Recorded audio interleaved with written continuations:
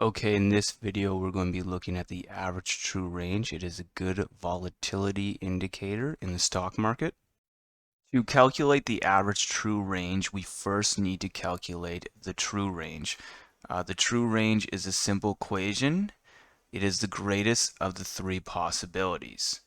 The high of the day minus the low of the day, the high of the day minus the close of the previous day, or the low of the day minus the close of the previous day. When we are looking at the subtractions with the previous day close, we're only focusing on the absolute value. So what we mean by that is we don't pay attention to whether the value is positive or negative. We're just looking at the total sum. So if, for example, the low of the day minus the previous close is minus 30, and the high of the day minus the low is 25, the low of the day minus the previous close would be considered the greatest value. Even though it's negative, we're not paying attention to that negative sign, and 30 is greater than 25. The average true range is a 14-day exponential smoothing of the true range. The equation is the true range of the day you're looking at, subtract the average true range of the previous day, times k, plus the average true range of the previous day. K will be an equation itself, which is 2 divided by n plus 1. N will be the number of time periods that we're looking at, which is 14. To better understand this concept, we are going to do an example of the average true range for December 14th on the S&P 500.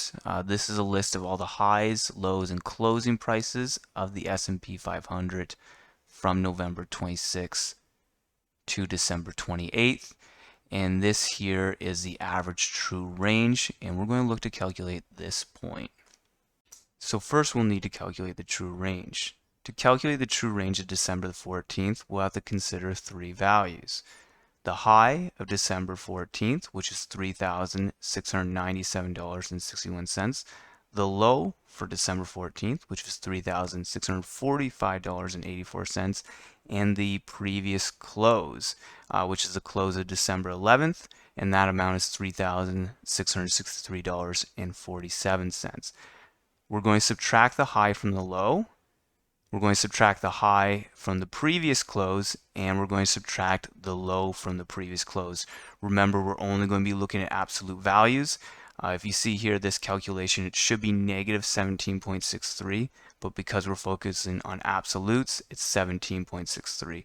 When we calculate those three values, what we see here is that the highest value is when we take the high and subtract the low, which is $51.77.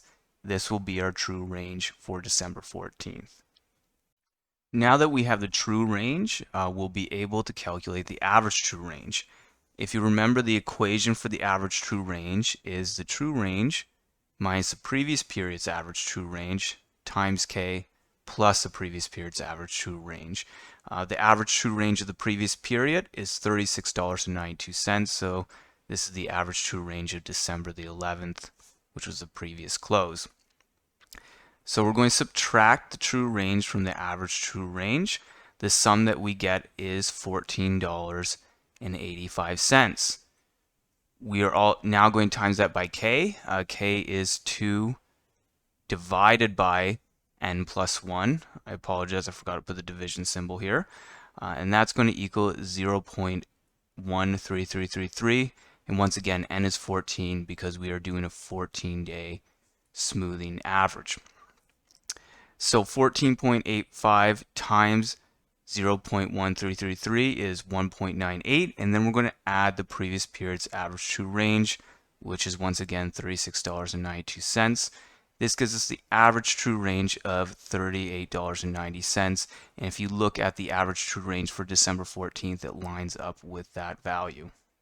There's not a stock market strategy I'd recommend that only uses the average true range. This is because the average true range is a volatility indicator. It predicts how much the stock price will move, but with no respect to direction. I'd recommend to use the average true range with a trend indicator. If the trend indicator is predicting that we're in a bull market and the average true range is high, this would be a good signal to buy. That's because the average true range is predicting that stocks will likely have a big price change, and the trend indicator is predicting that that big price change will be bullish.